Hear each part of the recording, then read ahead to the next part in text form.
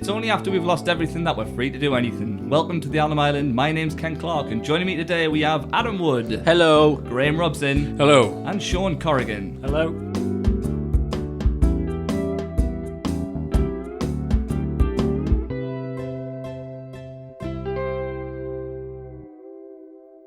Well, it's 2018. Welcome back, lads. Have Hello. you had a good New Year? Happy New Year. Yeah, it was Happy alright. New Year. Yeah, it was average. Got drunk. That was about it. As per. As per. Excuse me. We No, it was alright. Yeah. have to say Happy New Year to all the listeners. Oh yeah. Hope you had a Happy good New Year. Christmas. Hope Yeah, Santa was listeners. good to you all. Oh yeah. He's always good to me. I'm spoiled. Spoiled Graham over there in the corner. Hope he brought you a sack full. Oh. Emptied his sack. Santa emptied his sack all over me. Sexual Santa. Tastes like eggnog. So our opening quote was from the epic 1999 cult classic Fight Club. Woody got his true after correctly guessing last episode's movie lane. So our opening question today is, if you had to pick one celebrity to join you in a fight, who would it be and why?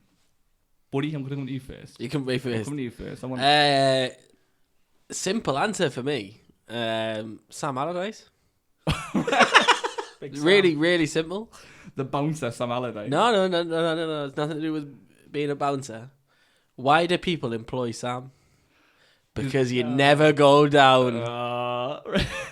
Simple. It's true, isn't it? It's true. What you want to do in a fight? You don't want to be getting knocked down, do you? You want to be taken down. Sam Allardyce, stay up. I imagine he packs the punch as well. He's a big lad, isn't he? I'd rather fuck him than fight him, to be honest with you. But yeah. That's the lesser of two evils, I think.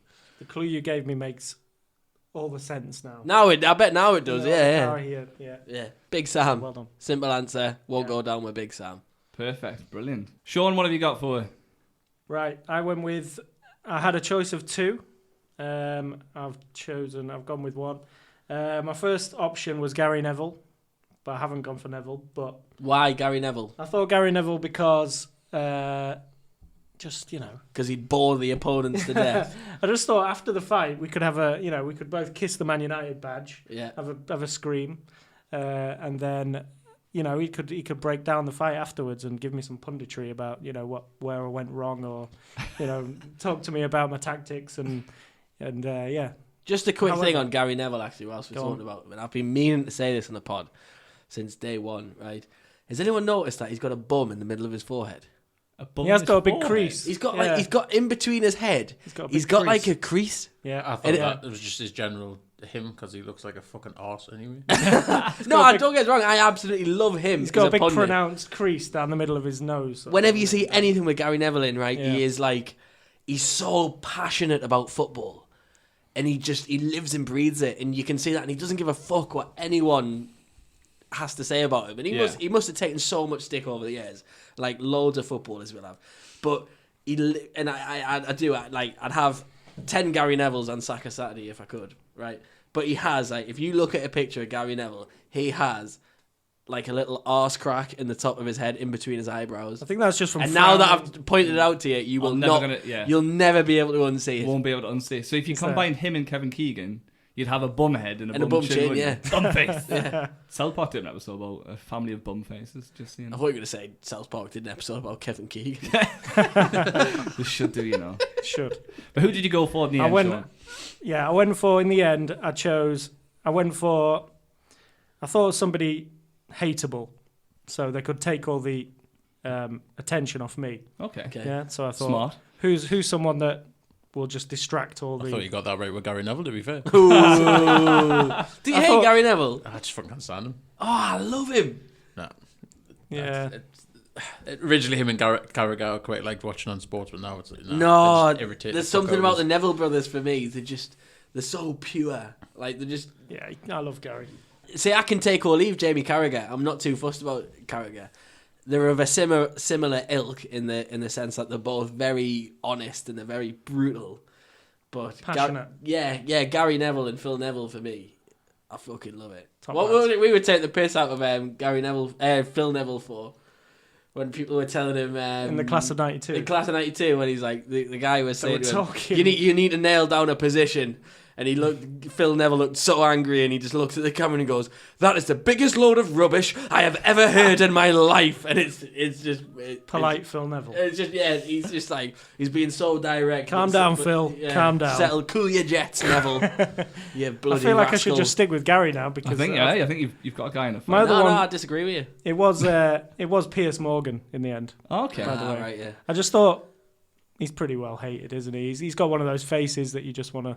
Do you watch Good Morning People Britain? want to punch. Not really. No, right. I have been in the school of thought that Piers Morgan is an arsehole, right? The more I watch Good Morning Britain, The more you like him. the more I like him. I am. I swear to God, Oh, yeah. like especially when they're held on. We must on have these... different eclectic tastes because I didn't like that cunt either. Like, Yeah. you know, first C-bomb of the year. Oh, there we go. First C-bomb of the year. who would have went and knew it was Graham? I just like watching, like, if Arsenal lose or have an embarrassing result, I'm straight onto Twitter to see what Piers Morgan has to say. This is Because he's so completely anti-Wenger, it's like, Yeah. it's laughable. like I'm not. This has nothing to do with football. Like, you know when you hear these stories come out about like you assumed my gender and stuff like that. If you watch Good Morning Britain, his response to some of these things are just brilliant, and he's just like, "Shut the fuck up!" And he's like, you can see that Suzanne Reid sat next to him, just like pulling her hair out, and he's just ruthless. He doesn't give a fuck. Like, he will just say whatever he wants. He's just a big tough. If they get these guests on as well, people like the nation unify, like the hate. Oh yeah, Like people who have got this ridiculous outlook on some sort of thing in life. He's the one who's speaking his mind that you would love to say to these people. So I can see how you could. There was one about coal fueled energy generation, which I work in energy, so I was paying a bit more attention than I normally would to what he was saying. But they were saying, "Oh, we cannot use coal, we cannot use diesel engines," and Pierce was saying, like, "Well, all right, yeah, I understand your point, but what do we use instead? Yeah. Overnight, how do we do it? Right, because you've come in here with straightened hair. You're not going to be able to use your straighteners. You come in here in a car. It's probably a diesel car. Yeah. Like, you can have these points, but he's just ruthless. He doesn't give a fuck. And some of the stuff that he says is too far the other way. And I understand that ITV will employ him because he splits opinions between people, which is what they want. But he's amazing. I nearly said he's amazing. You said it, you didn't. Honestly, He stirs people up, doesn't he? He's proper grown. I mean, he used to infuriate us, but he's... So Sean, you've gone with I'm the gonna go thoughts, Piers. school of thought, Piers Piers Morgan. So if a fight breaks out and there's four of them, they're going to go straight for him. They're gonna You go can for make Piers. an Oh, escape. yeah. They're gonna leave me well alone. Okay. I can just stroll off. It's a great thought. Start kicking Pierce. Yeah. I don't like him either, but Probably just join in. Yeah, I don't know. Graham, what have you got? Who would you have join you in a fight? Well, I started with thinking, well, there's the mountain and Eddie Hall, but as I left them high and dry. The recyclable answers. I left them high and dry in a zombie apocalypse. I don't think they'd be on my side, really. So They've still got that in the back of their mind. yeah, so I went with Mick Foley. Nice. Because Indestructible. that man takes anything. He does. He can take a bump. He can take more than a bump. can. Like the abuse his body's been through is just unreal. Yeah. So he could take it. I mean, I like getting, I would get stuck in as well. Like, and you've picked like your Piers Morgans and your Gary Nevilles, who I think would lose a fight because everybody wants to punch them. Yeah, no, yeah. But then I can escape. Well, yes, but I wouldn't like to run away. I don't, You don't run wanna away from run, my you don't wanna quarrels. run. Quarrels, no. Okay. So I thought Mick Foley would be a Get the barbed wire Can bat you out. imagine the scenes pretty much. of Mick Foley throwing Piers Morgan off the top of it? Can you imagine? By God, Graham. God, King. That's a money maker right there. Talking about it And- the next day on This Morning Britain. Yeah. And the good thing is, if you bring Mick Foley along, you're going to get Mankind and Cactus Jack. Oh, yeah, and dude, exactly. yeah, So yeah. it's four plus you, 5 on And Mr. whatever. Socko. That's a borderline militia you've got Yeah, there. there you go. Yeah, Incredible. There you go. good answer. It's like one of them Swiss Army knives.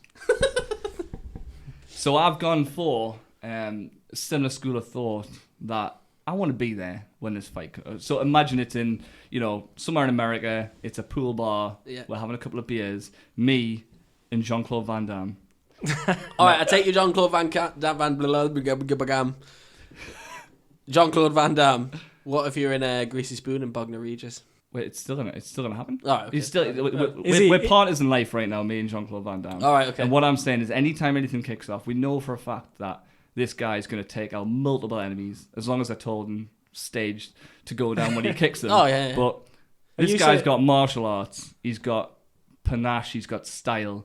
And let's face it, after we've kicked 2 bags of shit out of this group of bikers, right, he's going to go to the bar. You've really played this out in your head, haven't you? Yeah. I used to do it when I was about 12. Roadhouse. Watching, and so as soon as there's a mass pile of bodies on the floor, we'll just go to the bar. He's obviously got a sponsorship with Coors Light. There you go. So we'll get a couple of beers, and then we know how good he is at dancing as well. So imagine the moves we could bust. Every possibility through here, Ken. All the way through, from the start of the fight to the end. I think what Woody was saying, can he do it on a Tuesday night in Stoke? That's what I was getting at. That's what I was getting at. You've got this played out Tuesday night in a pool bar in Alabama.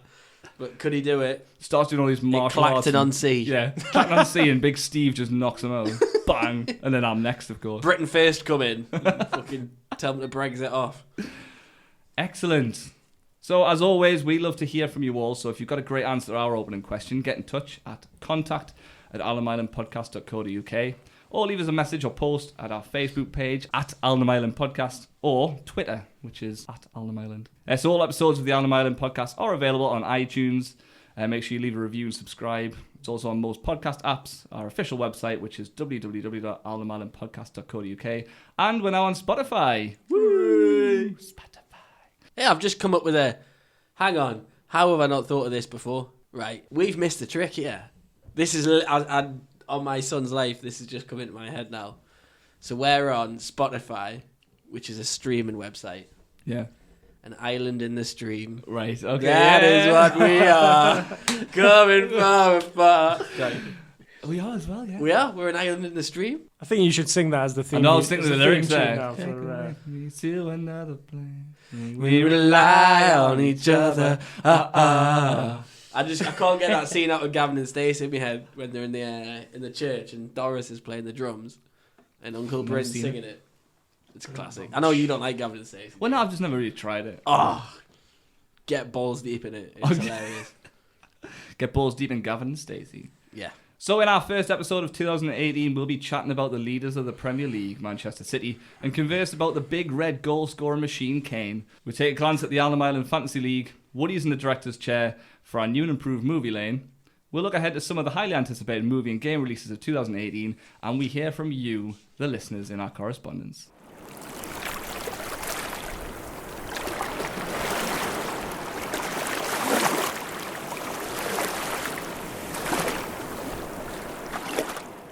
While the population of Britain feasted and indulged their way through the festive period, let us spare a thought for the players and managers and backroom staff of the Premier League who've had to slog their way through 4 fixtures in the space of 2 weeks. Poor souls. Let's start with Manchester City. So why? Why are they doing so well? Why are they so good? Talk to me. I could give you 400 odd million reasons why. However, I'll give you one. Pep. Yeah. That's what I wrote. I'm going to go on record here, right? And I've said this before in the WhatsApp chat. Man City, the current Man City team, are the best team I've ever seen play football. They're so good to watch, aren't they? Unbelievable, right? I've put down here about where is Man City's weakness, and the only weakness I'm almost fabricating it, is left back. Who've got? They've got Fabian Delph playing left back. Delph, yeah. It's Delph or Mendy, isn't it? Mendy's injured. Mendy's injured. That's what I'm saying. Yeah. So, even with Mendy coming in, though, I don't know. He's a good player, though. You can't really tell, though, because he's never had a good run up without being injured. And to be fair, Fabian Delph's come out with a cold. Pep's brought him into a left back, which you never would have thought. But he's doing a job. He's doing a job. John Stones, twice the player he was. Sterling, Otamendi. Sterling is unreal at the minute. He's almost unplayable. Where's that come from? Is he still on 17 goals? 16 appearances, 14 goals in the Premiership. He's the third top I think scorer. He's got 17 all competitions, hasn't he? Maybe 18. And I just put that down to Pep. He must have done something to bring... Because where did that come from? Sterling, we've known he's had it in him. And you can see some of those flashes of ability, but he's just consistently good now. And that's the scary thing, how consistent. It's how he's being coached, isn't it? Yeah, that's it, yeah. Someone's spending the time with him to do it. And sorry to do this, Sean, to compare him to Man United. But you've got Jose Mourinho, who's whinging that all of his money isn't enough. to compete. Well, why don't you do what Pep Guardiola's done and develop the players that you've got? Yeah. Pep has bought really well, I've got to say. Mourinho's never a developer. No, he doesn't give. Never I know has Pep. been. I know Jose don't give a fuck about younger players or all like that. But I'm sure I've said this in the group chat before as well. But I genuinely think Man City can do the treble this year. Oh, I think they're that good. I look to the players though that Pep got rid of and brought in. He got rid of all 30-plus players, basically, as in age-wise. Zabaleta. And they've got Sanya, Navas, Clichy, Caballero, Zabaleta, Joe Hart, Nasri, Kolarov, all 30 and above. I'll tell you what, if you remember back to it might be in the first of the second pod, the point I made on one of those pods was that how are they going to... I said, I know they're all old, but... That's a lot of experience that they're losing, and they've come in and they've absolutely torn the place to bits. Well, episode 1, because when I was doing the review show and I was going through the podcast, like I openly said I've written Manchester City off, which that's going to haunt me. I know, for every day. Down. We did say that it was. You said like where did they get that experience from now? And it's incredible how the players he's brought in Danilo, who's 26. This one surprised me. Even Danilo's not played that much. No, if I'm right in thinking. Yeah. But he's been a lot of them. He's probably been the least used and the least influential. Yeah. Edison, the goalkeeper. It's phenomenal. He's 20. He's 23. 23. He's 23. So good as well. Jesus. 23 years old. His playing from the back, like you talk about Neuer. Yeah. Like at 23, I don't know. He was 23. I mean, he does look like a Bond villain. Villain. But it's just. He's quite well made for the Premiership, isn't he? Yeah. Edison. He seems. And the amount of kicks he's took to the face. Yeah. I know. He gets his head in there, doesn't he? Yeah. One thing I wrote was team spirit. Now I don't know a great deal about in the back, but what they seem so focused. They're together, aren't they? I think the togetherness, the way they're playing, and I think I was saying to Graham with the match last week. It just seems like there's no room for an ego in that place. Like Pep's either controlled it well enough. Because there was a point in when they were playing Newcastle, De Bruyne went to centre back. Doesn't seem to be like it's big timers in there. Yeah, they're all pulling the same way. There doesn't seem to be any petulance. There just seems to be focus, and it seems like they're all playing for him. It's focus for me. You see them in the post-match interviews, and they just seem so focused. You used to get the impression that players would come to Man City and they'd think, I'm a bit bigger than this club. Yeah. Do you know what I mean? Yeah. But that seems to have gone away now. Like City are a big Rubinho, club. Tevez, players like that. Play like mercenary sort of players that just go, City are a small club. I'm bigger than them, but not anymore. But then even when you look at the actual players, like you think Aguero's got room for an ego. De Bruyne probably could have a bit of an ego, but if I'd argue that De Bruyne is one of the best players in the world. He's kept it. He is phenomenal. I'd argue that Aguero probably does have an ego. He possibly has. I potentially see he'd be going in the summer. I still think that City could get a better striker than Aguero. I think that's what I mean. In the summer, I think he's fantastic. He's fantastic, but then they've got Jesus as well. He's injured again. Though. He's only young though. He's not going to be able to come in and consistently do a job. I still think that. I don't know who the replacement is. I still think they could get a new Lewandowski, something like that. Even Harry Kane.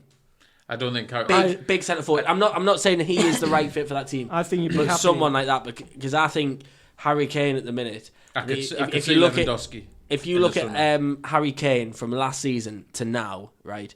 I think Harry Kane needs a full team that are firing on all cylinders behind him for him to do his job properly, and I think he hasn't got that experience. Lewandowski's about 29 though. So, I think he'd probably go younger, wouldn't he? If he was. Oh, he's got Jesus though younger. Yeah. He's got who? Sorry. He's got Jesus as the young one. Yes. Well, yeah. I think Aguero's. You can't get better than Aguero, to be honest. Yeah, he can't. But his injury. I do think they could get a better striker than Aguero. Someone who's more consistent and he's not as injured as much. I can't think of anybody off the top of my head, mate. Joselu, someone like that. I'd be more than happy with Aguero as a striker. Well, he's 29 as well, Aguero. Yeah. So he was born in 1988, and I like to compare himself to me. Yeah. Look at the difference. And here we are. Yeah. He's not got a podcast, though. That's available in 19 different states of the US. Yes. 18, sorry. I looked at this Pep stat, by the way. So he's had 60 games at City. Yeah. 43 wins, 11 draws, 6 losses. That's amazing. Absolutely. Have you seen the goal difference stat? That's insane. Seen what the difference is on goals? The 63 for 10. Yeah. 63 for 10 From when? from the start of the season. Wow. And I know a lot of people say the money spent That's, has a lot to say for it, but Man U have spent a lot of money. They all do. They all A do. ridiculous amount of money, and there's no comparing at the minute. No. The last thing I wanted to bring up about Man City was less about the mentality aspect or the management, but was to do with the vision that they've got, their actual football style. Now, I try to make a point when we're at the Newcastle game, watching them play. And I've tried to do. I think I mentioned it in like one of the first podcasts. That it was their diagonal balls. I remember you saying. But it is just the same principle. They've got the players with the ability to hold the ball up. They've got the players with the ability to make the right runs at the right time. And then when the people who can put it on a sixpence. Yeah, exactly. And then they've got people who can finish it. They've got everything you need to break a defence down. And it's incredible to watch. There was a point where the ball was in our left back area, and there were 6 Man City players surrounding. Yeah. Swarmed the left back. The ball went. They won the ball, and there was 2 or 3 players still in space. I know they were playing us. Yeah. So it's hard to judge, but they just seem to have 20 people on that pitch. It's phenomenal. It's like sort of like the Spanish almost philosophy that they'll just take the ball in any area, comfortable on the ball anywhere. Doesn't matter if they're marked. They'll just have the ball and they're comfortable with it. It's incredible. And I don't know how you stop them. And people are trying everything, kicking them. Yeah. The horrendous tackles. Top of the pass chart, keep passes in the Premiership, and the bottom of the long ball chart in the Premiership. Well, the top passer in the Premier League is Otamendi. Really? They've got 3 or 4 in the top 10 of the most completed passes in the Premier Who League. was slated. I know, he was a joke. He was a joke of a player when he came in. He's probably one of the best He's defenders in the league. Very good this season. He scored 4 goals as well. Yeah. One question I'd like to ask, is the league won? Yes. Mm-hmm. Yeah. Absolutely. I can't see them Unless dropping. some horrific disaster. They're just too much of a well-oiled machine. They share the goals around. It'll be interesting to see what they do next season. Yeah. Because similarly to the Leicester win, where they were all so focused and there was so much momentum and they all had that much sort of oomph to get into the goal, it'll be interesting to see how City play next season. Last season, Pep seemed a bit ruffled to me, though. Like last season, he seemed like on edge. He looked like he was hating his time. Yeah, but this season, he's completely different. He seems confident and he knows he's like, fuck you, I'll wear the biggest scarf in the world to the football. I think last season he knows was a he's case building of, something, doesn't he? That is not even a scarf, it's like a fucking... Last season was an eye-opener tarpaulin of how the Premier League works from last season. It was, yeah. I don't think he quite understood exactly how the intensity of it. How it works. And obviously he's caught on. He's a fast learner, obviously. And obliterated everything, really. Yeah. Well, Man City sitting top, 15 points clear of Manchester United, and the next game is against Liverpool. If we move down to 5th position, we've got Tottenham Hotspur in our next topic, which is about Harry Kane. So the man's just breaking records, and he's just, again, an absolute force to be reckoned with this season. Before Harry Kane broke this record, did you know who the previous one was? No. Yes. Really? Ruud van Nistelrooy. No, it wasn't. It was Shearer. Shearer. What? Which record are we talking about? Wait, the calendar year. The calendar year. Oh, yeah, it was Shearer. Right, yeah. Right, sorry. I thought it was goals in a row. No one fucking knew about the record because it's a pointless record. A calendar year means nothing in terms of how you perform across a season. Do you know what I mean? It's pointless. It's an overhyped record in my eyes that people are just coming out with the record so they can say, oh, I remember when Harry Kane fucking beat Shearer's record. Because I was getting confused at the time. I'd never even heard of this record before. They were saying that he was going to beat Shearer's record.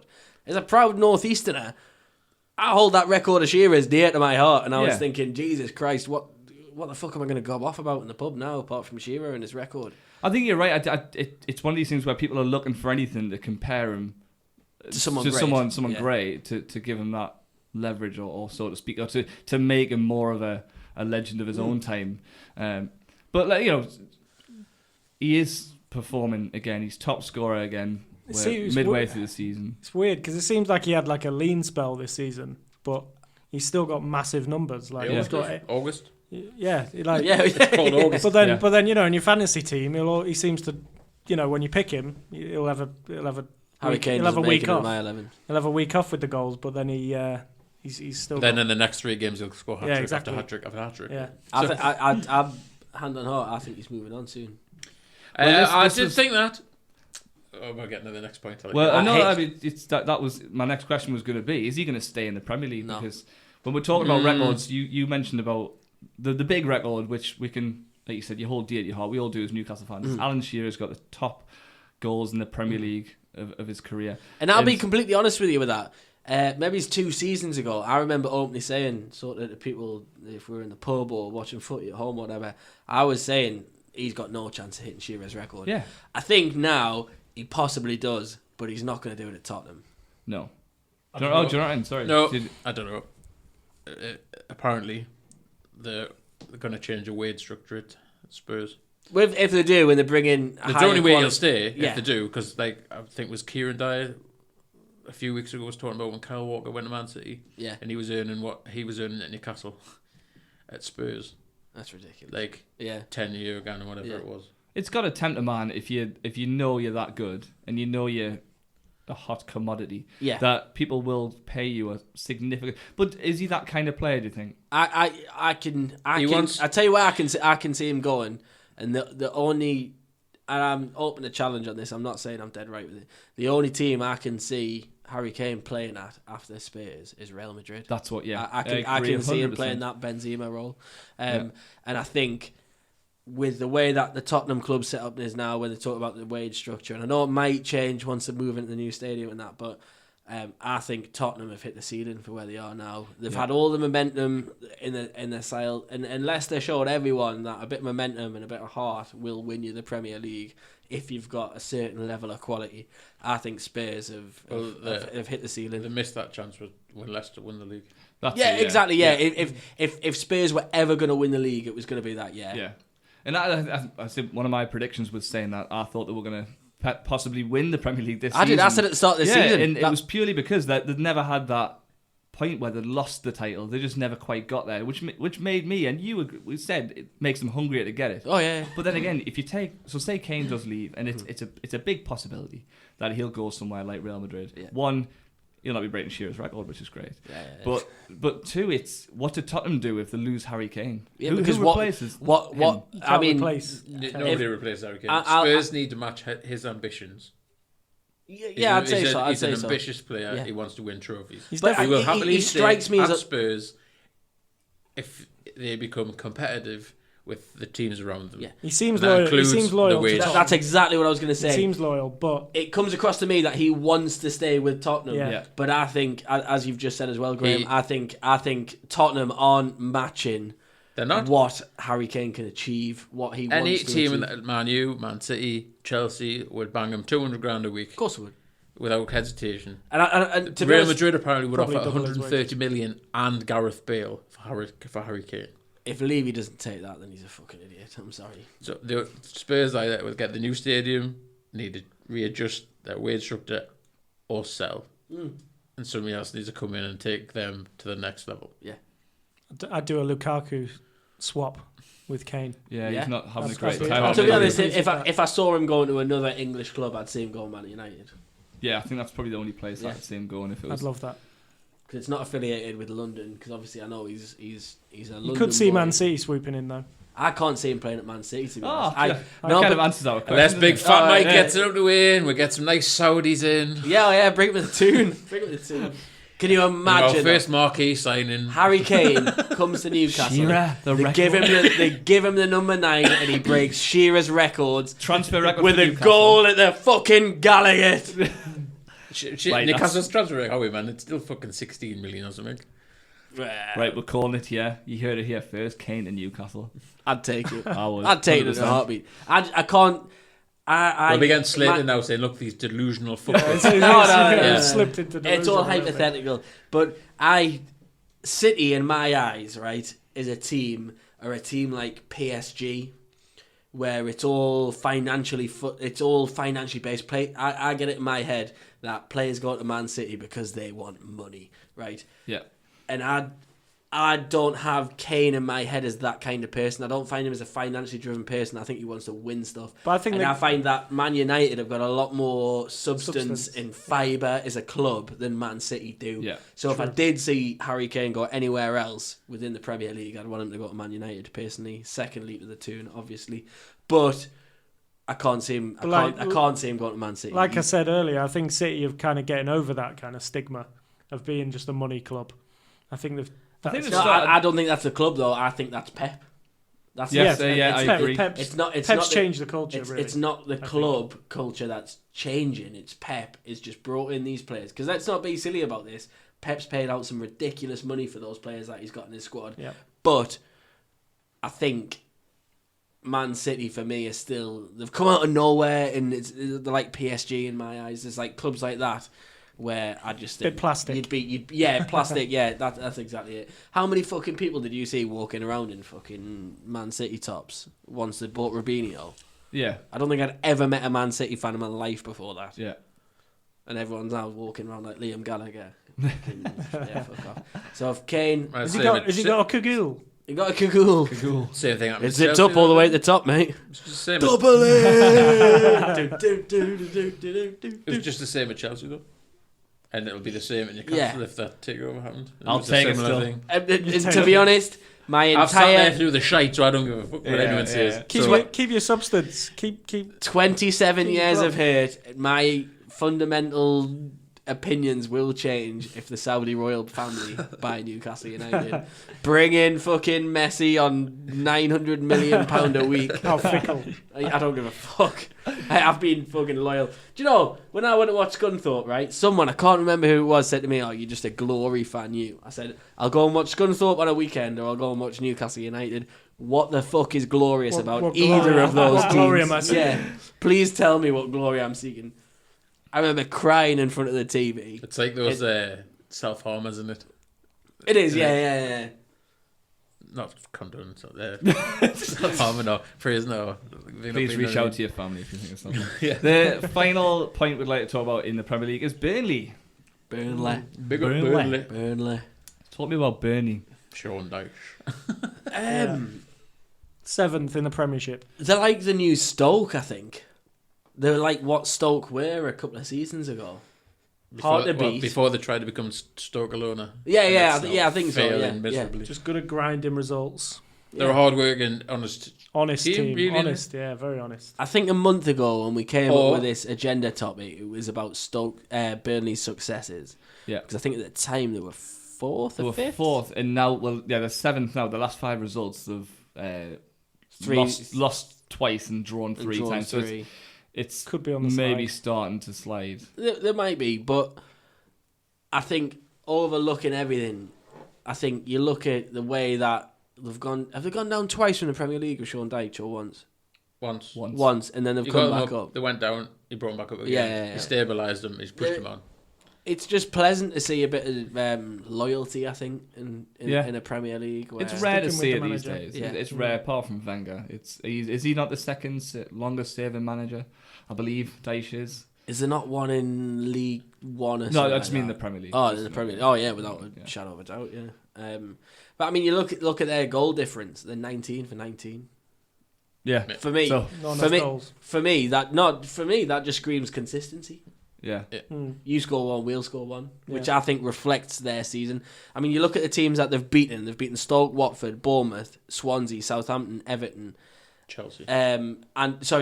So Stoke, Watford, Bournemouth, Swansea, Southampton. These are the teams that if you're in Burnley's field, that's who you want to beat. If you're a Burnley, you want to beat those mid to lower tier games, and then you throw in the sort of the Evertons and the Chelseas, where they're the bigger scalps that they want to be winning. And to be honest, I think 7th. Realistically, can you see Burnley sustaining? 7th is massive. Yeah, exactly. Can you see them massive... sustaining anything bigger than 7th? No, I wouldn't imagine so. 7th is I think they'll probably finish around 8th, 10th, maybe. There's a possibility they'll drop off. They've spent 30 million. That's nothing compared No, to not in the Premier League. to teams above Everton them. spunked 140. They'll probably spunk Exactly. another 80 million. What have they just spent on that 27. Tossan? 27. Tossan? The one that we were in for. Tosin. Check, from Besiktas. Yeah.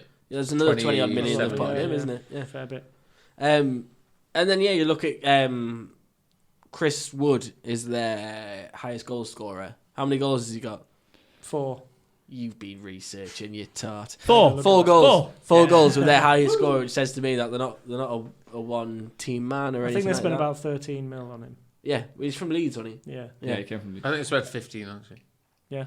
I think 13 Somewhere was on, around wasn't that. Defoe last season, 13, because Right. they broke that record 3 times, 2 or 3 times. When you look at their ground and you look at the team and the English manager, and They're running within their means, though. they are. But for me, it screams out proper English football. Yeah, I They- agree. Or, if you read L'Equipe, Old school. flat-headed racist or something in L'Equipe, I read it something last week.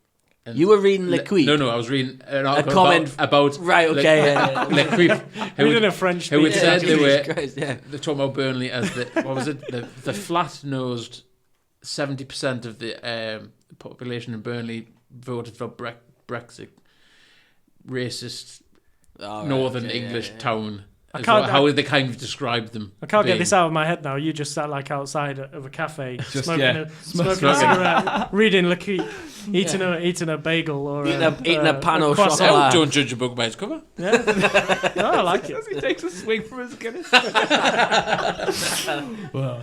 Sat there in a Parisian suburb with like a fucking In black and white. Yeah, I've got the beard for it. that's it. Yeah, with a beret on. Use your old. I've got to tell you. I need Get to tell Jimmy you this. back out. This Yes, I'd be better. little fun fact about Burnley. Go on. Ashley Barnes, the striker Yeah. for Yeah. Burnley. Do you know who he represents nationally? New Zealand. Austria. Oh, so close. Really? Yeah.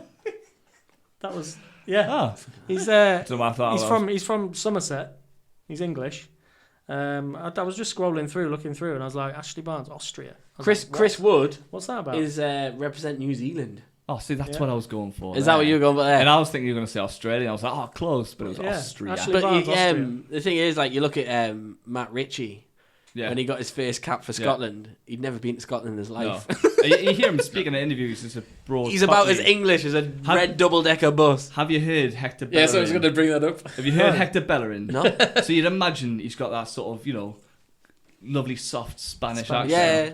He's like, yeah, so we were playing that in Nacho Monreal. Really? Yeah, listen to him. What? He's still got a twinge of Spanish, but he's like, yeah. Because I asked him, it was an interview. I saw it, like, the Sun Dream team had said, like, Yeah. watch Carragher's reaction. He'd never heard him speak. And I was like, I've never heard him speak, so I watched it. And it was an interview that were asking him who eats the most at Arsenal. And he was just like, yeah, Nacho Monreal, like, eats loads, and his wife, like, cooks some dinners and that. And I'm like, Yeah. What? I assumed it I've was never, like full never on. assumed that. It reminded me of when the first crazy. time he had heard Warshola speak. oh, yeah. You'd imagine him to be like, sounding like African when he comes out and he's pure Geordie. The Like, you funniest never thing think about I've it until that ever happens. seen on the internet is Shola Amiobi on MTV Cribs. Have you not seen No, it? I've never seen Oh, he lives in the Jesmond Dean Yeah. for MTV Cribs, and he lived in a house in Jesmond Dean, and he's got a wall, and he's obviously so fucking mint, it's unbelievable, and he's got a wall that's just covered in snapback caps, and he's got them all over the wall, and he's just like walking around, he's like, these are me hats. I love me hats. And if you look out the window, you can see Jesmond Dean. I love the Dean. It's just like- and me hats. I can't believe you've never seen it. You need to No, I watch didn't it. watch it, It's- though, yeah. It's just it's so funny. Incredible. So we're going to move on now to the latest standings in the Alnham Island Fantasy League. So we're going to start with the current It's a leader. bit of a touchy subject. This one. I know, it's going to Sorry, cause Graham. controversy, I know. 2 podcasts in a fucking row. So the current leader is Gareth Adams, and he's sitting on 1,289 points. He had a 54-point week, so he's sitting fairly substantial, 60 points above number 2. Now, we don't normally do this because we don't normally have anyone in the top 3, but our second place and our top islander is Sean Corrigan. Well done. Representing. Thank you very much. Now, the reason, just before I come over to you, proud. Sean, Thank you. before I come over to you to ask about your success, I'll just like to point out that merely a week ago, Graham was excited at the prospect that he was going to be the top Islander, and then Sean. You made a right rise to the top, didn't you? Yep, I made some Bottom in episode 1. astute transfers with the Wild card. nope. What's the other one? The free hit for 1 Free week. hit, yeah. And, Didn't you triple captain it Nope. on one? No? I've still got that to use. I No. amassed a massive points and went to the top of us lot anyway. That's And, an ace I up think your I got up sleeve, that to. one. Did I hit third? You For got- one split, Yeah, like it was for a for- day. it was I for a was day, at yeah. the dizzy heights of third, and then I dropped to, I think 10th, 11th. I've hovered around, and then you came on the podcast, and I never got to live my moment. Still a long season left. So I've still got 2 wild cards and triple captain to use, though. So I should be plotting my Yeah. ascendancy. So, Sean, Randy Yeah, interesting. Savages, you are second. A respectable second now? 1,229 Yeah. points. I've not looked at it. Well, Yeah. I've got so disorientated with football over Christmas. I've Oh, just it's I've given up confusing. trying to keep track of it. I cannot keep track. It's confusing. It's I know. so Football's confusing. Another game? Why was a game yesterday? Tottenham played 2 games in 3 days. I'm like, hang on. It's fucking. I gave you all fair warning about that on the. On You the did, chat. you did, I you said, know. I said, Aye. you know, Tottenham have got 2 in this game week. So, Sean, how did you do it? How did you get to second place?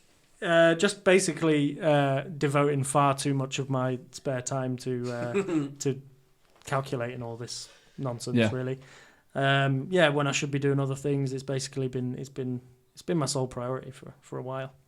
It's good to hear that kind of commitment. Yeah, I like to hear So you neglected your family yeah, and child yeah. for the favours of football. Was it fantasy. worth Maybe- it? Was it worth it? 100%. Yes. Yes. Wouldn't change a thing. I'd have said the same thing, but Wouldn't you took my thunder. So I've got high aspirations this season. Good. I'm chasing Gareth Adams Gareth, down. I'm coming for you, Gareth. Coming for you. So third is Rainers Rangers. So he was once top for a few weeks. Steve Rains Gardner. He's at 1,213 points. Fourth, we've got Willsie's Warriors. And fifth, we've got Show Me the Money, Liam Nicholson, who's pretty much been in the top 5 since the beginning. Consistent. So does Willsie's Warriors. As we move south, we're going to move to position 28. That's bottom. Ooh. Sean Wills, isn't it? It's Sean Wills. In the EMR, which we know was stolen. Stolen. Stolen. Thief. So he's on 937 points, and he's 30 points adrift from Simon Hill. So Simon Hill's not bottom anymore. Simon Hill's been bottom for a few months now. But Sean's taken the crown. And he tried. I mean, he tried to explain his way out of it and saying that he didn't bother with it. But he's got like De Bruyne and Aguero. He's got like his team's decent. He just poor management. it's poor management, isn't it? Simon Hill, 27th, 967 points. And third bottom is Ruud van Nippeljoy, Paul Devine. So he's moving slowly but surely up the It table. is, yeah. So we move to the Islanders. The Islanders. I think I'm bottom out of the Islanders, aren't I? You certainly are. Oh, fuck. So in 18th place, we've got the Scary Monsters on 1,107 points. We've got Adam Wood. Yeah. So Woody sitting not too bad. I mean, it's only Yeah, 20 points. a respectable I think points. I peaked at like 10th. I think I got up to 10th. You a did, few you months ago. were top Islander last And I time. thought that was it. I thought I'd made it. I was like, golly, crack out the red pennies. We've made it. And then, yeah, I fucking fell straight back down. I can't remember who it was. That I think I had Jesus in for quite a while, and he wasn't performing, so I swapped him for Aguero. Got to be careful with that one because Pep likes to. Well, now he's going to play Aguero It's like a lot. rotational. Yeah, he's been playing Aguero in 1 week, Jesus in the next. Yeah. Got to watch out for those. So I am where I am. I've done the wild card this week just gone, and I actually think I might have made my team worse. Okay. I'm not sure. I'll see how it plays out. Although I've still got, after this game week, I think I've got another 3 subs I can use. But yeah, we'll see what happens. Anyway, I've come to terms with the fact that I'm not going to win it. Well, we got here in half a season. Yeah, There's still plenty of time. there's long time. season. There's time. If So- I can make another jump up the league like I did a few months ago, then I'll be happy. So 20 points above you is me, Bilbao Baggins. I'm on 1,127 points. Then we move significantly up to 8th, which is mine, Bergkampf. And I'm 8th now. You're 8th, yeah. Graham Robson on 1,170 points. And then, like I said, second is Sean Corrigan. Well, I'll be damned. Plenty of time. It is a marathon, not a sprint, as I say every Although single time. did a transfer to get rid of Jesus, who's injured, and replace him with Firmino, who apparently is a racist. Oh, shite, I've just put Firmino in. Well, he's not though. He's gonna get banned. He's not though. I don't know, because the lip reading specialists have said all he called him was a son of a bitch, insane, crazy. That's what I've made from it. So I can't see that being racist. And is it racist if one? Is this when like Shell says something to another black lad? Like, is this like when Shelby called that bloke a couscous nonce? I don't, that was the greatest insult of all time. He called him insane and crazy for throwing him over the horns. To be honest, I'd have fucking knocked I'd him out if it was me. So he got away lightly. But so we'll see how that affects my free transfer. We'll see next time. Well, that's all for the Fantasy League and football. Our next section is our first movie lane of 2018. Ooh.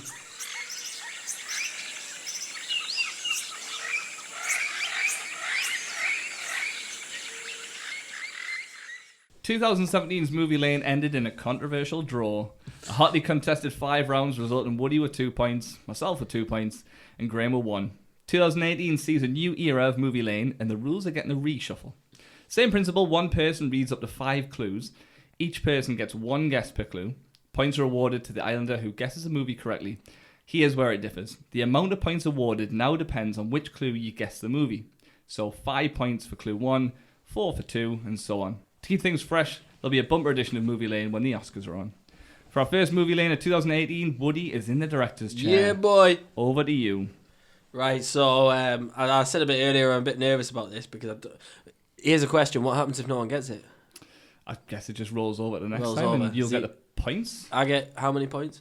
We'll say full 5 then if Full nobody 5. gets it then. Is everyone happy with that? Yeah. Yeah? Yeah? Yeah. Happy days. Throw it to the listeners. Right, okay, so first clue. This is a very good film, but as I said before, I'm not sure. I don't think any of us have had a conversation about before, so I'm a bit worried in case none of you know it. So, clue number 1. In line with one of the main characters' main interests, Tony Scott wanted genuine Elvis music incorporated into the film, but the managers of the Elvis estate would not allow it. Elvis music in the film, but not because of the Elvis estate. No, the main. What I'm getting at with that is that the main character loves Elvis. Right, okay. Oh no! I think I've got an actor in mind who it is. Definitely. Who's your actor? Joaquin Phoenix. Anyone want to take a guess? I'm sure it's him. No. I can't think of the I film. could sit here for ages thinking. I'm sure that's the I have actor. a mental image of something. No 5 I'm points sure here. that's the actor. Clue number 2. One of the main characters is named after one of the states of the United States of America. One of the main characters. One of the main characters. Oh, God. Tension. Nothing's. Nothing. Anyone? I'm now racking through every state in my mind. Yeah. Wait, the main characters or the actors? One of the main characters Characters. Okay. is named after one of the states of America. America. No one? No. I'm gonna guess. I might be Guess? completely wrong. Go Fear for and Loathing in Las Vegas. No. Okay, fair enough. We probably had many a conversation about that. Oh, before, we actually. did. Right. Okay. Clue number 3. Brad Pitt requested to play the role of the stoner roommate in this film in which he improvised all of his lines. If you're going to get it, it's going to be in the last 2, I think. No. Pineapple Express. Brad Pitt's not in Pineapple Express. Oh, I thought you said he asked to play, like he didn't actually get the part. No. That is what you said. Yeah, I just thought he meant he wasn't it. Mm. Okay. No? Yeah, that's... Anyone? No, nothing. So, this is the one where you may put them together. The film was initially a flop, barely hitting its $13 million budget, but built a cult following over the following 20 years, becoming one of Tarantino's biggest hits. Stop Inglourious Bastards? No. Well, wow. Oh. Wait. Graham, Sean.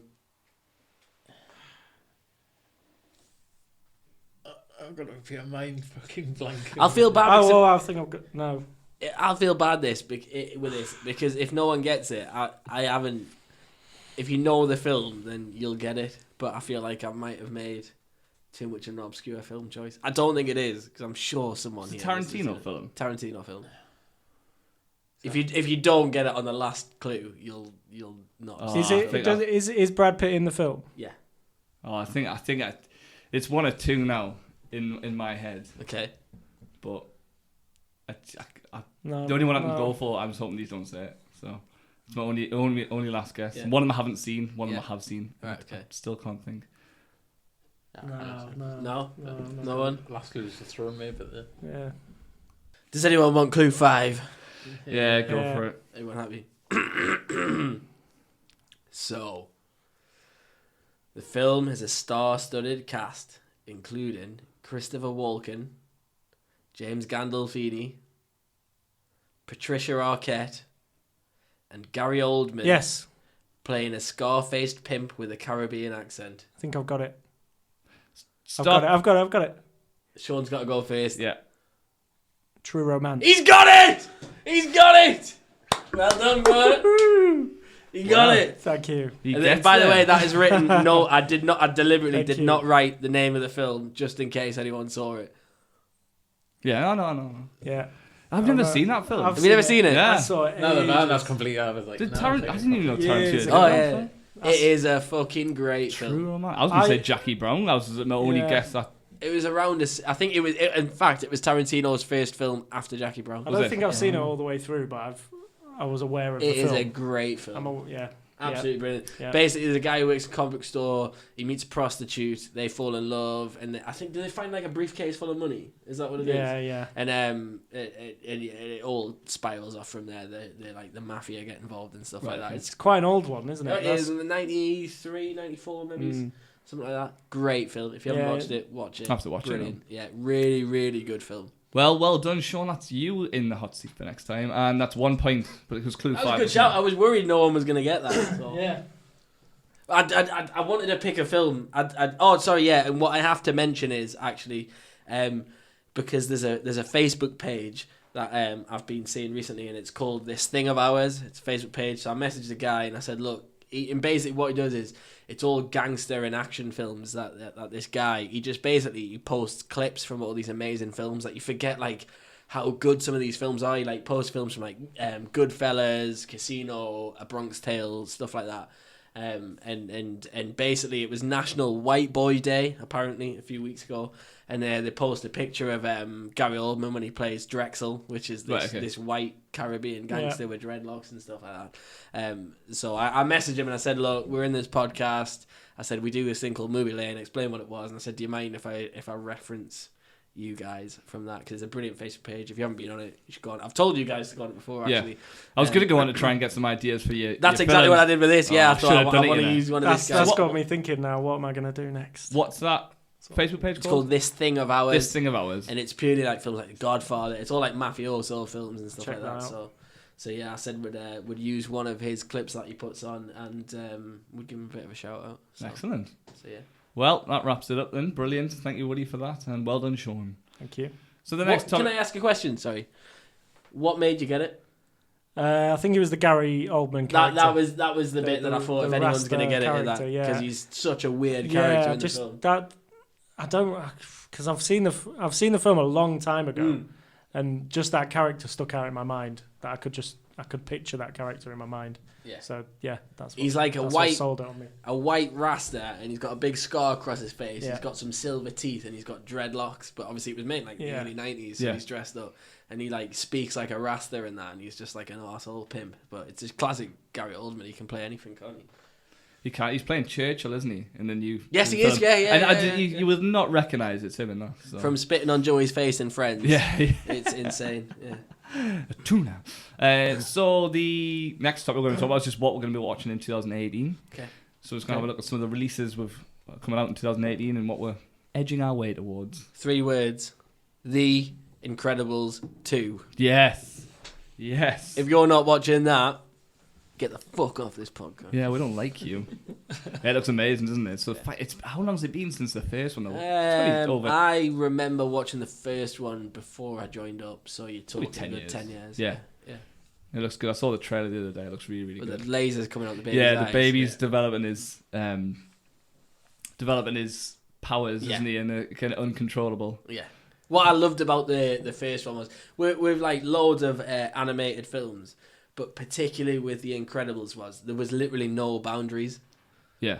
It was these people are superhumans, and it was just amazing. And I used to watch that film like every night before I went to bed. I used to love it. It looks really, really good. There's a couple that I've listed loads. I mean, there's the obvious ones I'm looking for, like Deadpool 2. Yes. Which would be incredible, amazing. Mm-hmm. There's another Star Wars, so Solo.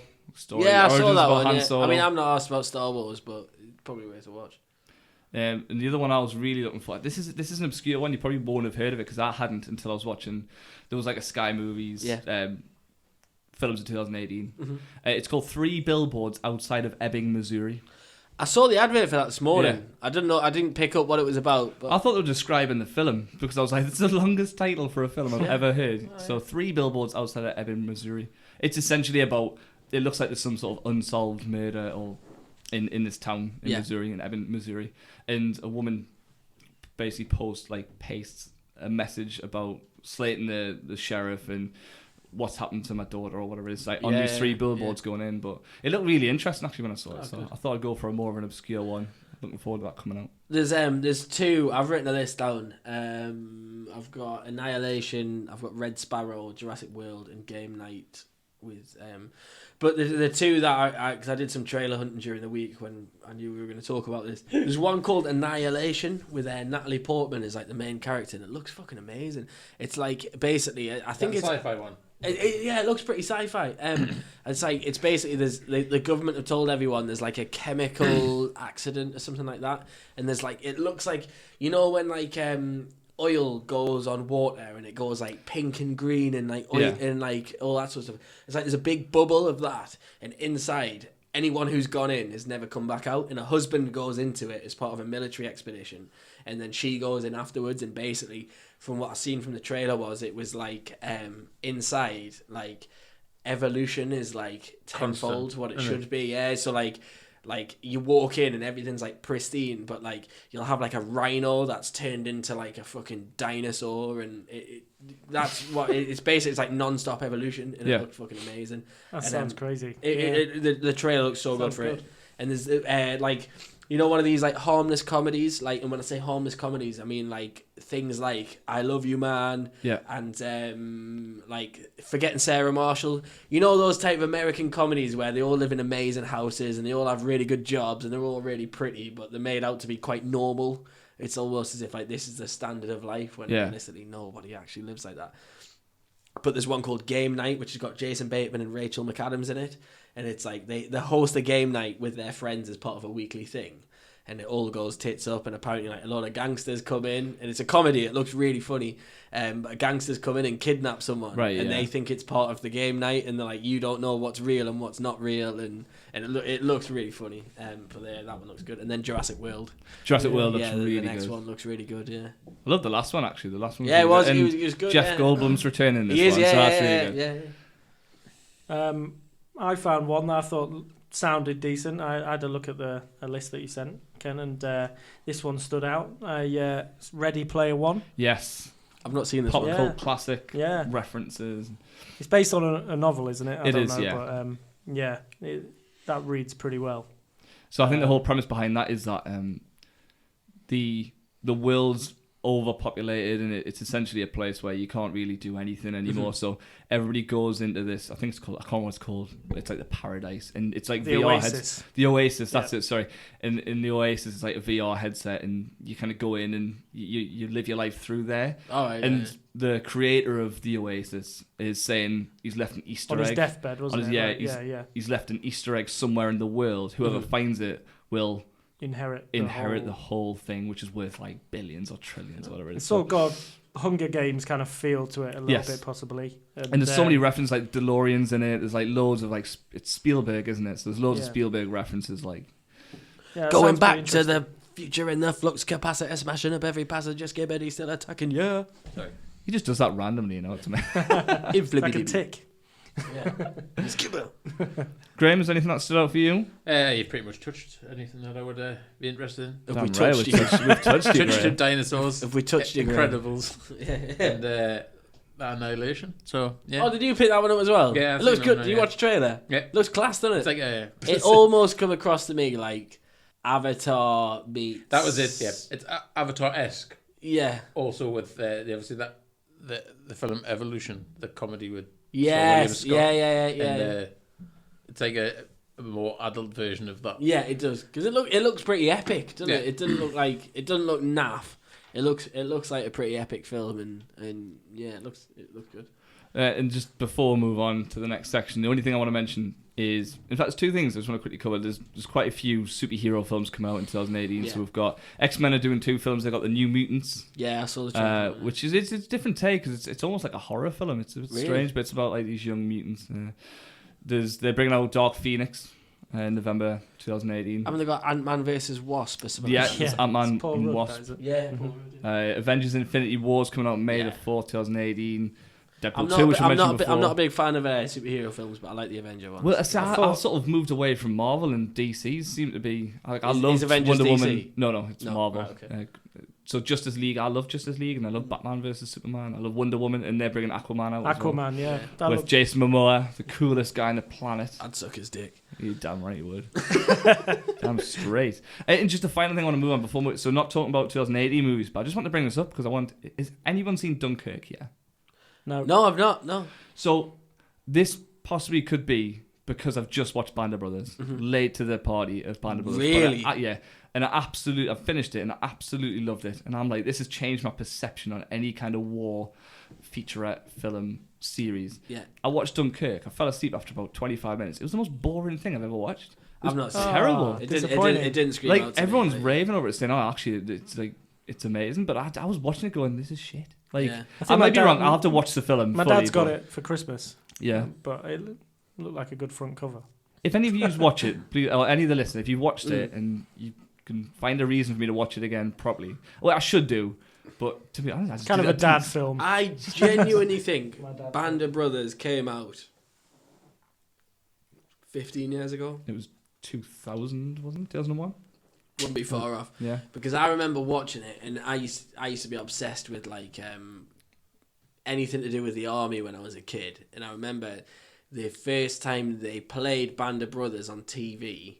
I think it was on like BBC or something, but they did the first 2 episodes at the same time, right?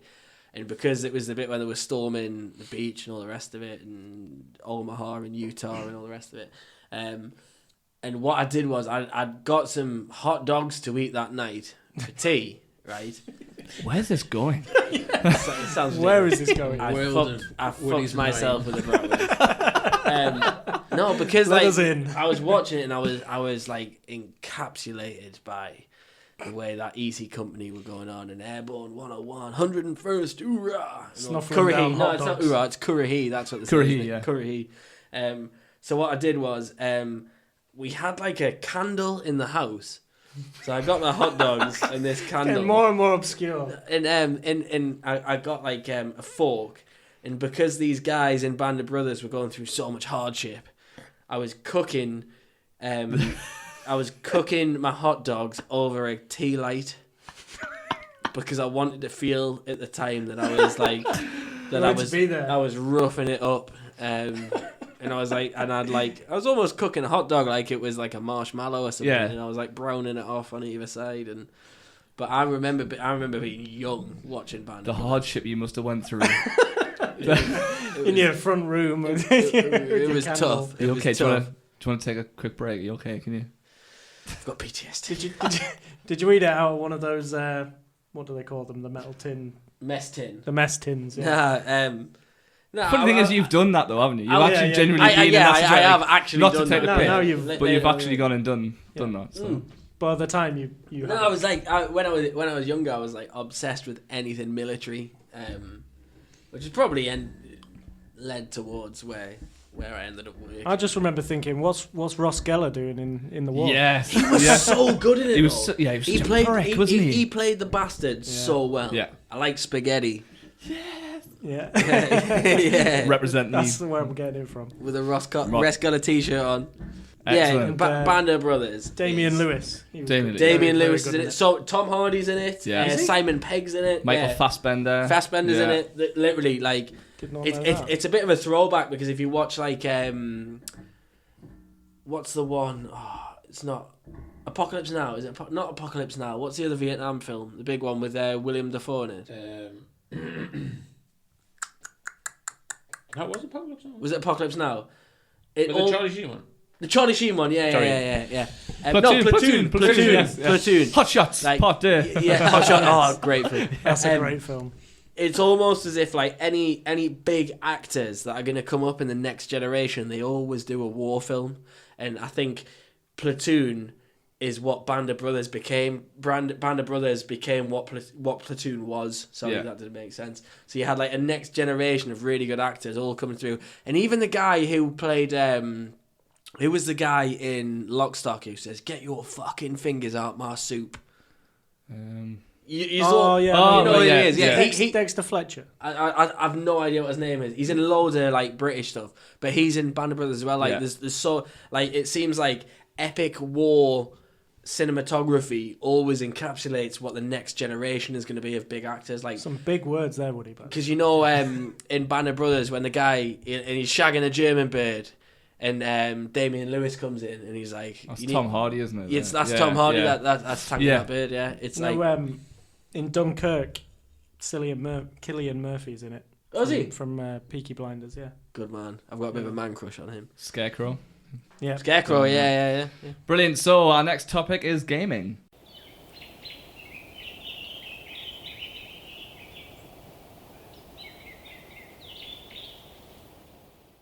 As the ship sails away from the port of 2017, we turn our attention to 2018 and what gaming greatness it has in store for us. What are we looking forward to, gents? Red Dead, obviously. Red Dead 2. Yeah. It's going to be a prequel, isn't it? It's a prequel. Yes, It John turns out it's going Marsden. to be a prequel, which is good because I like the. So is it about early days of John It's Marsden? how he was. I think it's covering how his gang went about before it all went Pete-tong in the first. Right, okay. Because in the first one you kind of go, there's loads of relationships. He's you relaxed on a realise- farm with his family and his boy, and then his old past criminal connections come back, don't they? Yeah, in the first, and you First sort one. of, because the first one you meet, he's on the wall, isn't he? Yeah. And you've got to kind of get through that little fortress thing. Yeah. And that's one of his old gang members. So So it's a prequel to the first, I can't. I just. You know, and I'd imagine it's going to be fucking huge. I'm hoping to just remaster Red Dead 1 before, because it's coming out in spring, so it's not even that long. We're talking April, May. I'd love to remaster it because I haven't got a PS3, so I'd love to play it again. Just a quick remaster I've will got do it. me. I think I thought they would have done and brought out as like a pre-order bonus. Yeah, you'd think Remaster. so. Or just cash cow it again, but they don't really cash cow things. You were talking to me about Anthem. Anthem, yes, it's another game I'm looking forward to. It ticks all my boxes for collecting things and loot drops and. Every time they add a description into that game, it's kind of like now they're saying robot dinosaurs, you can fly in an open world, and it seems to combine everything we play, like Destiny, Ark, everything. Everything, Just really. everything. Yeah. Like it does look incredible. That was the other one. And to be honest, I haven't really looked past them too. They kind of There's focus. My thing is, I've seen some. I really like. I'll focus. The days will get longer till it comes out. It'll come out. I'll obliterate it in a month, and then play something else. Yeah.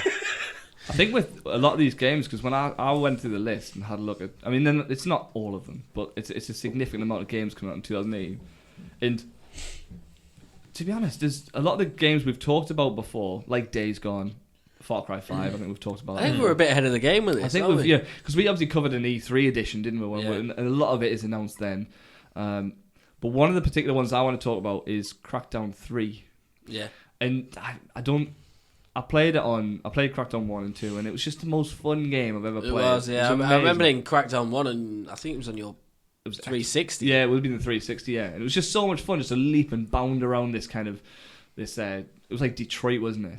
I think it was Detroit because I'm sure one of the buildings was like the big hotel in Detroit, which is where I stayed for WrestleMania 23. All right, mate. Yeah, we know you've been at WrestleMania, mate. Yeah, settle down. I haven't seen the advert for the new one. But it's on Xbox and PC only, so I'm going to have to either opt for PC or buy an Xbox One. What would you compare this kind of game to? Because I'm a novice. So, it's kind of like it's open world. Did you ever play Saints Row? No. Grand Theft Auto. Yeah. So it's kind of like it's an open world game. Yeah. Grand Theft Auto. There's gangs in this world, and you play like a super robot cop type dude. Okay. So you can either and you level up your skills. So first you might be able to jump halfway up a building, and then you might be able to jump over the building. Then you can bound from across half the city when you level up. Wow. But it's so much fun to play. It's just chaos, big destruction. You can destroy buildings and stuff. Absolutely amazing. Well, I'm back in the console game now. So, I was going to say I'd recommend this one, but it's not for PS4. So Xbox and PC only. I'll just read about it. What took your fan? I'll just watch it. It's another game at the list of why I need to watch get on YouTube Xbox and sweet talk the better half. No. Mm-hmm. Yeah. If you're listening. Well, that worked for you, Sean, didn't it? Yeah, I think the little PS4 hint drop in the last pod seemed to work a treat. That was in the script as well, by the way. We knew that was going to work. Thank you very much. Appreciate it. Yeah. What are you looking forward to then on your new PS4? My new PS4. I was always, I always just played simple. I was always just a football, play FIFA, play Pro Evo, wrestling games. I didn't really deviate too much. So I played GTA. I think I'm still like that, to be honest. But maybe I want to broaden my horizons a little bit with your guys' advice. But no, I've enjoyed it straight away. COD World War 2, get it. Just prestige. FIFA Woody 1892, add me up and I'll fuck you up. That's confidence right there. You're pretty good at COD, I'm not very good at it. I haven't bought it yet, but I will, man. You'll shut up. I'm not good at COD. I just know how to play it. So what have you been playing over the holiday period? Crash Bandicoot. Greatest game. Hate it. I hate it as well. But I always remember when I first got bought a PlayStation, I broke my arm on the first weekend of the summer holidays, so I couldn't really play out. In my street, you had a Lonin, I don't know what anyone else calls it, Lonin, but there's a forest at the top of our street that was called the Lonin, and that's all me and my mates used to do. We'd go into the Lonin, we'd make fucking fires and build dens and all shit like that. Sounds like you grew up in the Hobbit or something. No, in the Shire. Dinnington's not too far away from Middle-ear. I'm going on an adventure. Yeah, the Lonin. That was essentially it was me and a couple of the lads. That's all we do. We were never staying and play games. We were always out on our bikes and out in the fields and stuff like that. So I broke my arm. Anyway, I was riding my micro scooter and I broke my arm, and my mum sharp realised that I was not going to be able to play out whatsoever over the summer holidays. So she bought me a PlayStation. And as everyone had back then, I don't know if you can still get it done, but I had a chipped PlayStation. Yes. Yeah. So you could buy the games dirt cheap, and they were knockoff copy, pirate games. And one of them was Crash Bandicoot Warped, which is the third one, which is my favourite. So I was doing Christmas shopping, and I might have accidentally swayed into the gaming section, and I saw that they'd remastered the 3 first Crash Bandicoot games. Oh my god, unbelievable nostalgia and frustration I've heard on that. one disc. It is amazing, and it was honestly me and my wife were sat there playing it, and we had so much fun. Great game. It's fun for all the family. It is, No, even my 4-year-old son, he'll come in and he'll say, "Dad, can we play Crash Band?" He doesn't call it Crash Bandicoot. He calls it Crash Bandicoot. He'll come in and say, "Dad, he'll say, Dad, can we play Crash Bandicoot?" And then he'll play it for about 2 minutes, and he'll run into a wall, and he can't work out how to run. That's about the skill level I'm at. I'm shocking at it. And then he'll say, "Daddy, you play it," and he'll just love sitting and watching me play it. So Cole seems to enjoy it as well, man. Yeah. Yeah. He just watches up at the screen. Yeah, seems to enjoy it. So yeah, I've been playing that. I've got FIFA again, and I've been playing Call of Duty World War 2, which I've just prestiged on. Lovely. Sean, what have you been playing? We just purchased the other night Knowledge is Power, which is a little quiz show game similar to the Buzz from back in the day. You know, it's a PlayLink game, isn't it? Yeah. So PlayLink, now you can all play on your phone with the PlayStation, which is good. Inclusive. Yeah, you sync it up to your phone, do a little selfie of yourself, and puts it on the screen. And it's just a quiz show game for up to I think 6 players, so you can get everyone round and have a game on it. And so I was playing that the other night and had a good time by all. Brilliant. Graham, what have you been playing over this winter period? Back on FIFA for a bit. As they released the Alan Shearer icon card, which I still can't get, and I haven't got a big credit card like Sean. And also other Sean, yes, not this current Sean. Current Sean, other Sean, and past Sean. I've been playing South Park, the fractured but whole. Are these games good? I've never. They're amazing. I mean, because I hadn't finished the first one on my PS3, but you get the copy free with the PS4 with the new game. So I decided I'd hammer that one first. Lots of laugh out loud moments, not suitable for children. Oh, really? You can play it. You can get away with probably playing the first couple of hours, and then there's definitely some. Eventually you get to anal probing scenes and stuff, and at that point it's time to yes, we'll play FIFA. Bedtime. We'll resurrect this at a later date. Bedtime, kids. And and the new game lives up to the first one. It's tremendously hilarious to play, and I would fully recommend it. Brilliant. So I've rekindled an old flame. So I purchased Dark Souls 3. So one of my things I want to do before I turn 30 is complete a Dark Souls game. So I'm playing Dark Souls 3 at the minute, along with FIFA and Ark and all of that jazz. So brilliant. So our next topic, we're going to be hearing from you, the listeners, in our correspondence section.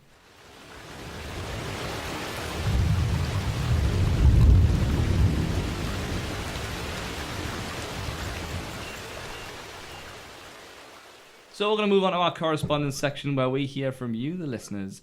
Our first bit of correspondence. So we've been asking for, how long has it been? 3 episodes, 4 episodes? That we noticed we've had downloads in America. So we've been asking our American cousins to get in touch, and finally the call has been answered. So on Twitter we were mentioned by Greg Scott, at Greg San Diego. He listened to our 2017 year in review episode, which is available now, by the way. San Diego. A whale's vagina. I think it means Saint Diego. No. And he asked on Twitter, where is Alnham? So I did reply, but for the benefit of you, for all you who don't know, Alnham is a small hamlet in Northumberland near Rothbury and Wooler, in Achievia. It has a population of 99. There you go. Really? Yeah, 99 people live in Alnham. And I guess the reason, this is maybe speculation, but the reason it's called Alnham is because it's a hamlet near the River Aln. Yeah. So like Alnmouth Yeah. is the mouth of the Aln. Alnwick. Alnwick, but it's pronounced Alnwick, which is weird. So yeah. I did spark but a little bit that ties in with Alnham. Yeah, exactly, yeah. But it sparked a bit of panic in me because I'm like, have we been pronouncing this Alnham when it's actually Annam, but it's not, it's Alnham. But so one thing I did say on Twitter to Greg was we'll explain why we're called the Alnham Island, because we've never really explained it, why we're called the Alnham Island. So I'm going to hand it over to Woody, who came up with the name Alnham Island. Woody, why are we called that? Well, the vast majority of my teen years was spent in a house in a street or a court, I suppose. Court, yeah. A court called Alnham Court, which was where our anchor Ken used to live, and it was a place where I suppose me, you, and Sean Wills spent a lot of time. Producer Ed was there. Yeah. A few other people, obviously your wife, and some of the friends that were accumulated there. So over the years, I mean, I don't know how you remember the Alnham Boys being created, right? I know it was a thing, right? But I don't know why. The area in Newcastle where Alnham Court is, the use is an area called Fordon, and at the time, we used to remember seeing tags on graffitis on walls for the BBFC, which was the Bad Boy Ford Crew. Right, okay, yeah. So us being incredibly creative, ironic, and sarcastic, came up with let's be called the Alnham Boys. Yeah. And it became it was almost sarcastic, but everything we did was Alnham this, Alnham that, and yeah, when we sort of all got together and said, right, let's do a podcast, and I wanted the pod because I'd listened to a lot of different podcasts and a lot of radio, big radio fan. So I wanted it to be like an escape. So where do you escape to? You escape to a desert island, and then it made sense that it was Alnham Island because of where we all grew up. And a lot of us have had sort of life experience in different channels and different lines of work and everything like that, but Alnham was like a constant. It was a constant simpler time. So yeah, it was like I wanted to combine the two together, and yeah, so here we are. So it all originates to a house in Alnham Court in Fordham. There we go. Yeah, a little bit of a throwback, bit of knowledge for you all. Yeah. So.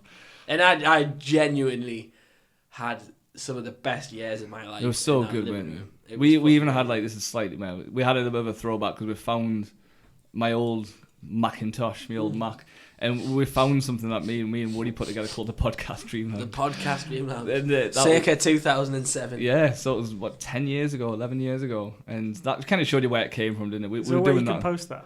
I could put it. I could. However, as co-founder of this podcast, I am not allowing it because it is fucking horrific. And here it is. If you edit that in, I will fucking kill you. Right, okay.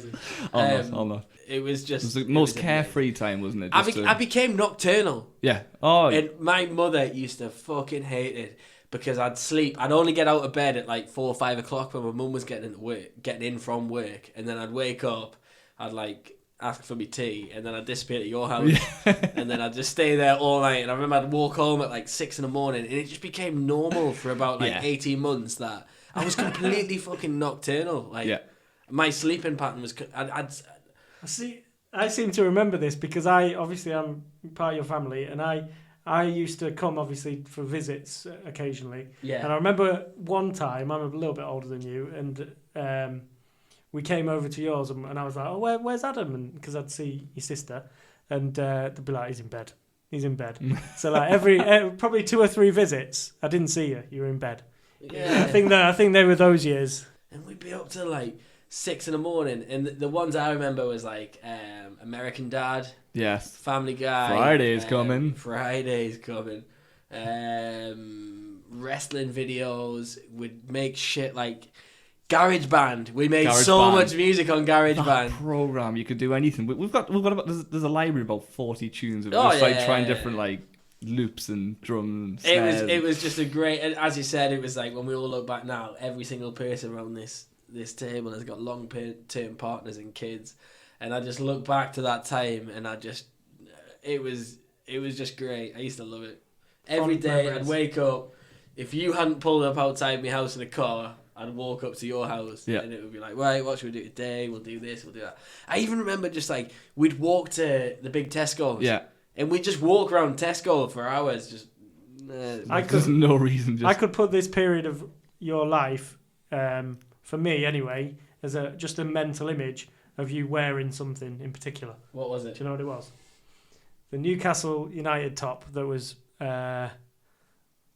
burgundy and the blue. maroon and blue one. Oh, yeah. With the horizontal stripes. Oh, yeah. I think that for some reason, that seems to be about the time frame. Is it not? I don't know. It definitely wasn't, but I get what you're saying. I seem to think at the time, I remember the brands I used to wear at the time were that Gio Joy. Yes, and yeah. it was like GIO GOI. Yeah. And I remember you had the Sergio Chigini. Oh, that was it. The silver tracksuit top. Yeah. And I used to have a pair. Fubu. And Fubu, yeah. And I remember having a pair of Vans off the walls Were they the ones which had cannabis the leaves? ganja leaves on them. Yeah. My mum bought me them. Like, and that's like so like against my mum's beliefs. And then we used to go like, because you were at college at the time, where I'd just finished school and I hadn't gone to college. So we used to go to like fucking mental house parties and that. And it was just a great time. Great time. So we have a lot of borderline, I'd almost say, romantic memories from being in Alnham Court.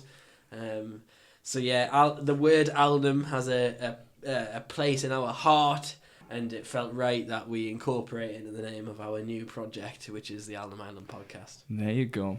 The next bit of correspondence we got from Harry Corrigan. That surname sounds familiar. Sean. Yeah, that seems to ring a bell. Yeah. So Sean's wife emailed in, and on the topic of films of 2018, she suggested Fighting With My Family, which is an upcoming comedy drama film based off the life of WWE wrestler Paige and her family, the Knights or Bevises, and the 2012 Lambert Productions documentary directed by Max Fisher, The Wrestlers Fighting With My Family. So it's going to be directed and written by Stephen Merchant. Really? Yeah. Slender neck. Should be funny. A long, slender neck. And It's Dwayne... a swan. It's got, it's a swan. An orange beak, white complexion. It's a a swan. long, slender neck. I just remember that from the episode when you said, "Oh, it's amazing." And Dwayne Johnson executive producing, and he's also appearing in the film. Yeah. It's got. This is like Hollywood's had a seizure and come Nick out Frost with a in film. it. Nick Frost's in it. Nick Frost from... Vince Vaughn's in it. Cornetto. But that does look like a fantastic film. And if The Rock's in it, I'm in. I'm game. It'll be a good one. It'll be funny, definitely. And Sean, you said you were receiving some private correspondence, eh? Yeah, What's got a all that little private message from an old friend of mine, Woody. I think you vaguely know him from my stag from a while ago. Mike Snedden. We played football. Snedders. Yeah, the old Sneddertron. Old Sneddertron. Sneditch. Yeah. The big Sned. Back once again with the Snedderton master. Nicknamed Dave, by the way. That's how he's affectionately known to his friends. The old Davy Snedders. Big Dave. Dave has he wanted me to include this, so if you'd be so kind. Of course. He was fierce on the five-a-side pitch. He's a good player. Bull guy. Good footballer, yeah. I might have chosen to shave his head. He was at Lilleshall, the England, the schoolboy academy. He was very good player. He was fierce. Yeah. I remember playing football on your stag do. It was phenomenally hot. It was a baking August, balmy day in Newcastle. Yeah. It was. Snedden, Dave, he gave me this little teaser, and I thought it'd be a good question to ask you guys. Are you ready? Okay, yeah, ready. Okay, so this is from Dave. Cheers, Snedden. He asked me the question: who is the highest Premier League goal scorer never to have scored with their left foot? Oh, fuck no. Absolutely no idea. I don't know why. Never to score for their left foot. Dennis Bergkamp. Good try. No.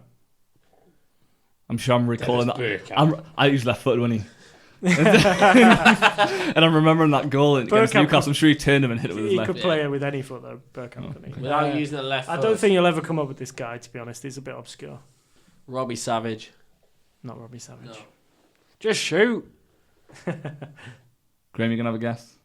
I've got fucking no idea. I wouldn't get got a it. fucking clue. I never scored. It never came to me. It was Benito Carboni. Oh. So yeah, I would never got that. Yeah. All right, Snedden, with your hipster football knowledge. Yeah. Cheers, Dave. Well, let me phone There's back a at you, shout-out, Snedden. Then. Well, what's the top goal scorer in Spain who's never scored with his eyelash? Messi. Yeah. No, thanks. That's good. I like little teasers like that. Good, yeah. Next time, put it on the main page. Yeah, put it on the main page. Yeah. Main page. Yeah. Which is?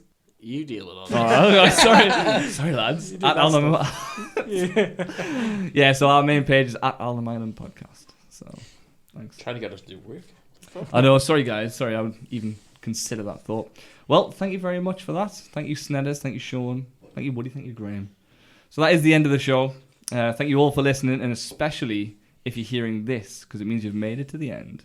It's true, innit? But we've got your download from minute 1, so we're happy. I'm joking. You'll be able to join us again on the 19th of January in the Cabana. The topic this time is... leaving home. Leaving home. And after that, we'll see you all back in early February for episode 7. Until then, it's goodbye from Woody. Tra. Goodbye from Graham. Bye now. Goodbye from Sean. All the best. And it's goodbye from me.